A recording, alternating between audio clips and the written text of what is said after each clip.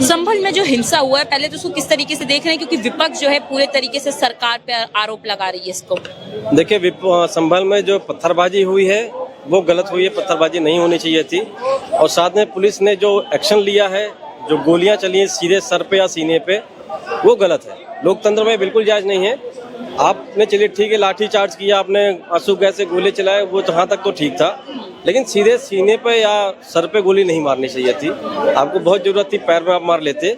फिर भी मैं इसको जस्टिफाई बिल्कुल नहीं करूंगा कि पत्थर चलाने चाहिए थे, पत्थर चलाने वाले भी गलत थे।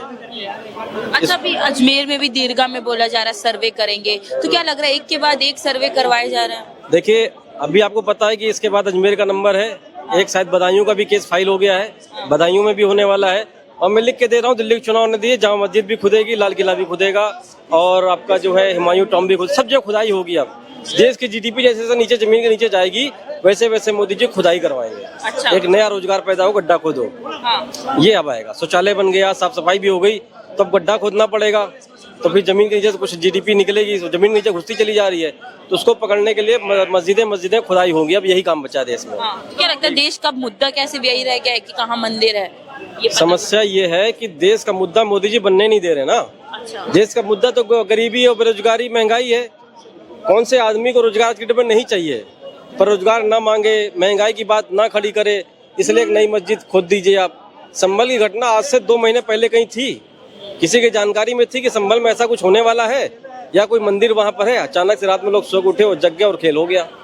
और दूसरी चीज, जिस तरीके से सर्वे में लोग नारे लगाते हुए जा रहे हैं, वो कोई लीगल कानून तो था नहीं, कानून के लोग थे या कोर्ट के भेजे हुए लोग थे जो जय श्री राम का नारा लगा रहे थे। सीधी सी बात, तो वकील साहब लेके आए थे।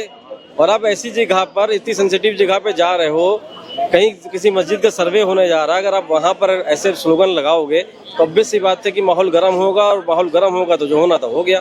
पहली बार आप सर्वे करने गए, ना कोई वीडियो आ रहा, ना कुछ आ रहा कि हाँ पहली बार सर्वे में कुछ गलत कहा गया हो, या कुछ उनके साइड से बोला गया हो, या किसी विपक्ष के लोगों ने कुछ किया हो। ऐसा तो कोई वीडियो नहीं, शांतिपूर्ण सब कुछ हुआ। दूसरी बार में ऐसा क्यों हुआ, पब्लिक क्यों भड़की, ये वजह जानने की जरूरत है कि आखिर ऐसा क्या किया गया था कि जो पहली बार में पब्लिक नहीं भड़की, दूसरी बार भड़क गई। पर उनका तो कहना है कि सीधे सीधे आदेश आया कोर्ट से, उसका पालन कर रहे हैं, विपक्ष क्यों नहीं पालन कर पा रहा है? सर, क्या कोर्ट से आदेश था कि वकील साहब ऐसी भीड़ लेके जाएं नारा लगाते हुए? वैसा आदेश था? नहीं था। आदेश कोर्ट का था। पहली बार किसी ने विरोध किया? नहीं किया। देखिए, सीधा सीधा ये जो है पुलिस के इंटेलिजेंस फेलियर का ये रिजल्ट है। अगर पुलिस कह रही है कि सब प्लान के तहत करा गया है, तो अगर वो पुलिस कह रही है कि प्लान के साथ करा गया है, तो इंटेलिजेंस फेलियर है। जब प्लान बन रहा था तो हमारे इंटेलिजेंस का क्या काम है? यही तो काम है ना। उनके तरफ से कहा जा रहा है कि पहले से ही जो वहाँ के सांसद ने, वहाँ के विधायक ने ये प्लानिंग करी थी, इस वजह से वो जानबूझ के आउट ऑफ सिटी थे। तो जब वो जानबूझ के आउट ऑफ सिटी का प्लान कर रहे तो हमारा इंटेलिजेंस कहाँ था? इंटेलिजेंस फेलियर हुआ, इसका मतलब सीधे सीधे। और पुलिस की और फोर्स कहाँ थी जब आपके पास खबर थी कि ऐसा कुछ होने वाला है? भाई, आप ये तर्क दे रहे हैं मैं किसी घर में जाकर नहीं सर्च कर सकता हूँ, ठीक है, लेकिन आप अपनी फोर्स तो बढ़ा सकते हो, वो एरिया तो सील हो सकता है। पर वो तो विपक्ष पे आरोप लगाने के लिए विपक्ष करवाती है ऐसे दंगा। भाई, वहां पर फोर्स आपकी लगी हुई है, विपक्ष कैसे दंगा करवा रहा है? इसका मतलब फिर ये कहे बहराइच में जो हुआ वो भी सरकार के मंशा से हुआ, फिर तो कि पुलिस तो कुछ नहीं कर नहीं रही थी। वहां हमने वीडियो देखा, पुलिस तो दंगाई के साथ जा रही थी। तो ये देखे, ये बहुत बढ़िया आसान तरीका है, कुछ हो जाए तो विपक्ष ने किया, कुछ हो जाए विपक्ष ने किया। अरे भैया, विपक्ष अगर कुछ कर ही नहीं सकता, अपनी आवाज नहीं उठा सकता, उसको उठा के फिर या तो जेल में बंद कर दो सारे विपक्ष को, या तो फिर ये कर दो भाई ये चुनाव जीत जाएगा, वही संसद जाएगा, और बाकी सब लोग जो है जेल में चलो, या उनकी विधायकी खत्म है। विपक्ष को आप कुछ करने नहीं दे रहे हो, वो देखने जा रहा है, उसको रोक दे रहे हो। विपक्ष का काम क्या रह गया फिर?